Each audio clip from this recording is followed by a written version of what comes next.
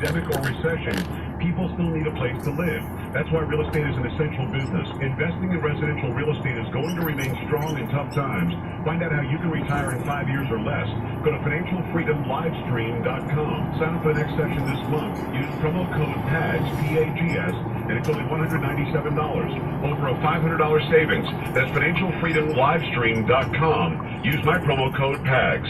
Feel a deal on a new 2020 Acura today. Shop your Central Texas Acura dealer, Gun Acura, for the year's best pricing, aggressive financing offers, exclusive conquest and loyalty programs, and more. Make the switch and upgrade to Acura today. Gun Acura. Radio 1200 WOAI. Available everywhere with the iHeartRadio app. Now #1 for podcasting. WOAI, an iHeart radio station.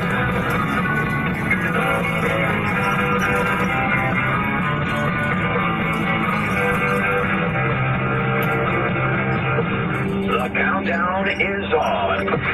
Just 25 days left until Sean's new book, Live Free or Die, hits the streets. Right, 25 to the top of the hour. Yes, Live Free or Die, America and the World on the Brink. Subtitle in Latin, Live Free or America Dies. We'll have some announcements, maybe as early as next week, about plans that we have that hopefully you'll be excited to join us in. And anyway, but it's on Hannity.com, Amazon.com if you want to guarantee first week delivery of the book. And it is the definitive story of what is at stake in 116 days. It's also what has made America great. What are the principles that have made this the greatest country God has given man? You know, what is it that these radicals and the Democratic 2020 agenda, what do they want to do to the country? But we now know. Well, the police are the enemy. We want to transform America, rewrite our economy, eliminate oil and gas. Okay, that's their agenda. Just so you know, and when you read it, it is the most comprehensive. And then I literally purposefully dovetail their agenda next to a chapter on socialism and its history of failure. I also give you chapter and verse of what they have done, the damage they've done with this phony Russian conspiracy theory hoax, this ridiculous failed attempt at basically a coup and impeaching the president, and with the help of the enemy of the people, as the president says, the hate Trump media mob, what they will do to freedoms in this country, and also the other side. What it means, what is at stake? Well, it's simple. Lower taxes, law and order, no amnesty, a border wall. We're not going to become the United Sanctuary States of America. Energy independence, constitutional loving judges appointed to the courts. Hopefully, some mistakes are made. Better trade deals so American manufacturers can do better. Holding countries like China accountable.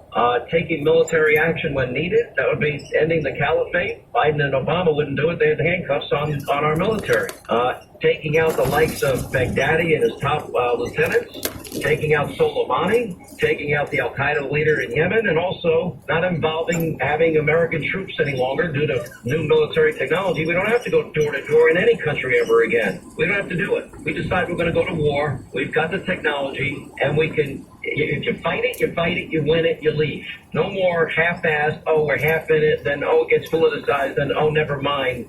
After so many, our national treasure goes, fights, bleeds, dies, and comes back with the most heinous injuries. We can't fight wars like that anymore. Anyway, it's on Hannity.com, Amazon.com, Live Free or Die, 25 days from now, and we're 116 days away from the most important election I think, most pivotal tipping point election in our lifetime. All right, with that said, let's go to the interview I had last night with the president, and here are some of the key moments. We need safety, we need security, we can't defund our police, and we can't abolish our police. They want to abolish our police, and as far as the surplus equipment, I've given out hundreds of millions of dollars. This is stuff that was sitting in storage houses all over the country. It wasn't even old, but it was never going to be used again. It was gathering dust, and I gave it out to all of our police forces all over the country, saved many, many police lives, and many lives, I think, period. It was really, a lot of it was protective equipment, and I know that President Obama and Biden didn't want to give it out. They thought it was terrible to give it out. It made the police look too strong, and I gave it out, and I have been thanked by every police department. Mr. President, well, the Summer of Love zone turned into a shooting zone, and you see what's happening. Shootings up, violent crime is up, murder is up.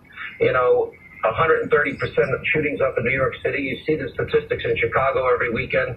How do you react to that?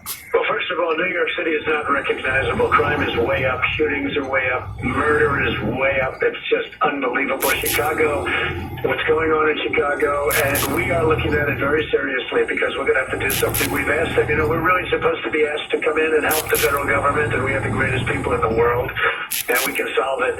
But we're supposed to be asked, so the mayor or the governor of Illinois should be asking, but they don't want to ask. And you look every weekend and every week in Chicago, it's just numbers that are not believable. Atlanta's starting to have some problems.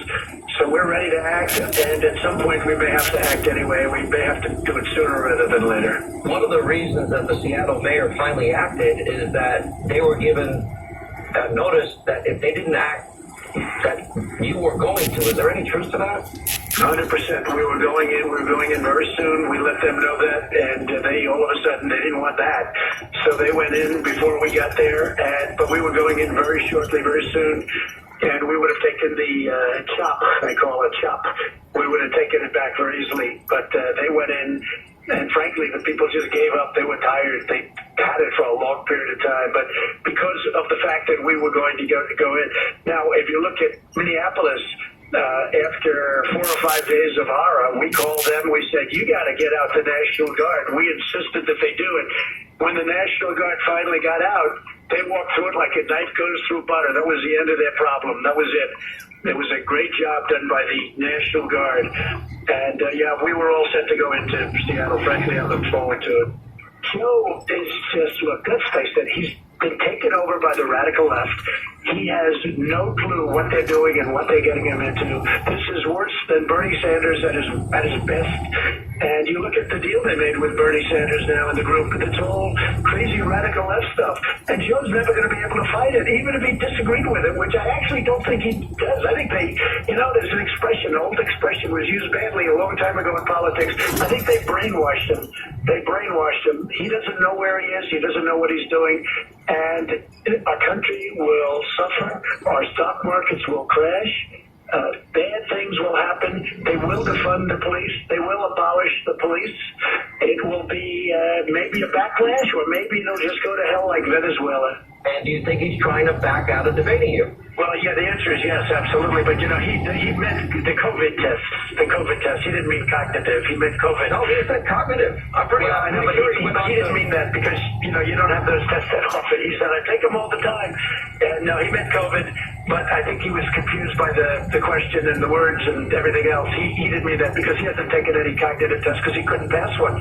I actually took one when very recently when I was, the radical left was saying, is he all there? Is he all there? And I proved I was all there because I aced it. I aced the test. And he should take the same exact test, a very standard test. I took it at Walter Reed Medical Center.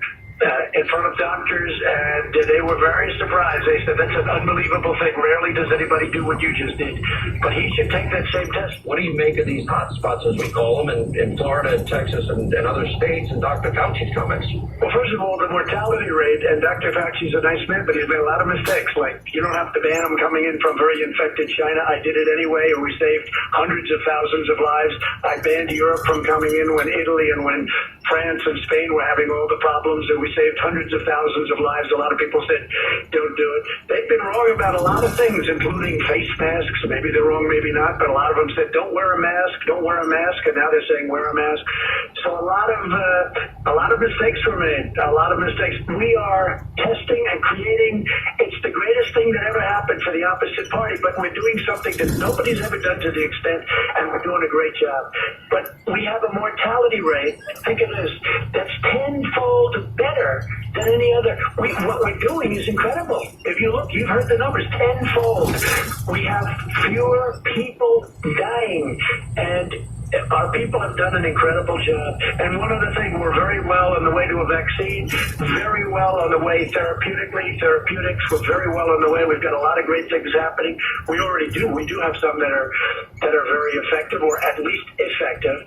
And a lot of very good things have happened. A lot of really good things. They're doing a great job. But the testing is just showing up all these cases. And if you turn the news on, you'll see it's always the word cases. They don't talk about death because deaths are way down. Well, first of all, I'm under tax audit. Okay, so I mean, the IRS treats me just like they used to treat the Tea Party, except worse.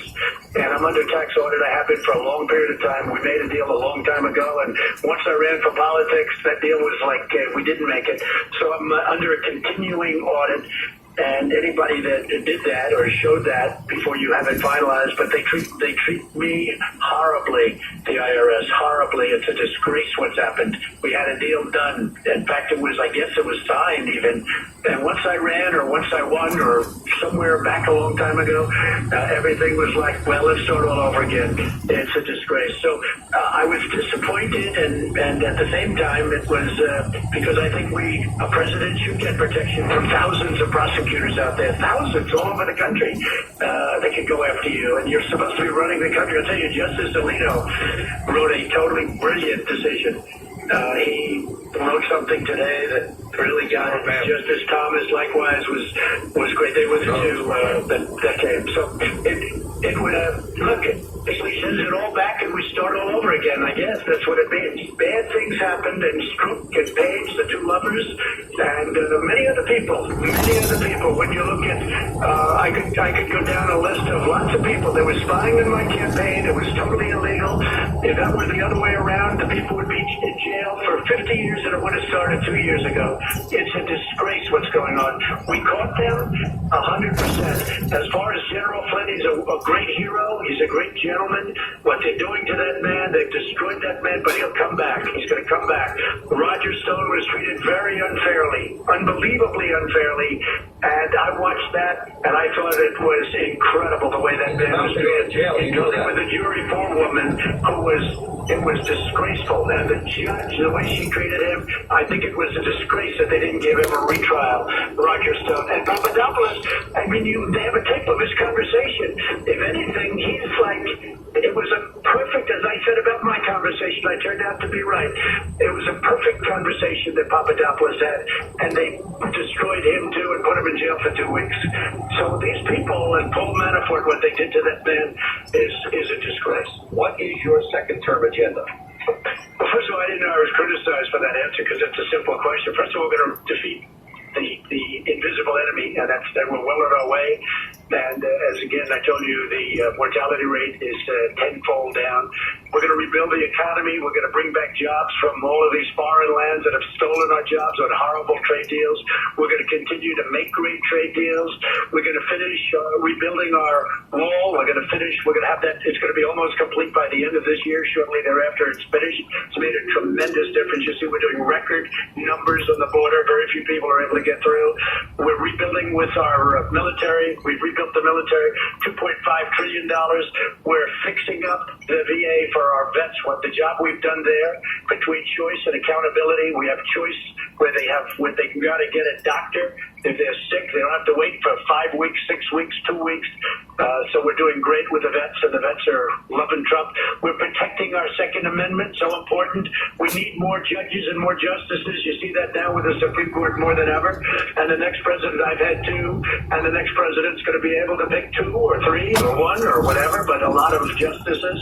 And that means everything, whether it's for life or other things. I mean, it means so much. But protecting the Second Amendment, getting more judges, all of the things that we've done, nobody has done what this administration has done in the first 3.5 years. Nobody's even come close.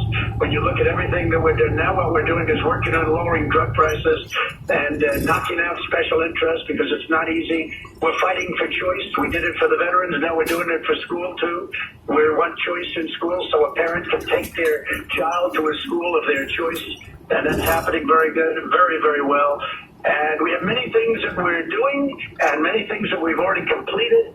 And you can't do more than what we've done. I think we've set records on we've actually set a record on judges. We're going to be, by the time of the end of this year, we'll be up to almost 300 federal judges. And that's a record. That's incredible, including D.C. All right, we'll take a break. We'll come back on the other side. Want to remind you, okay, if you want safety and security at home, only 1 in 5 homes has a home security system. And in part, I blame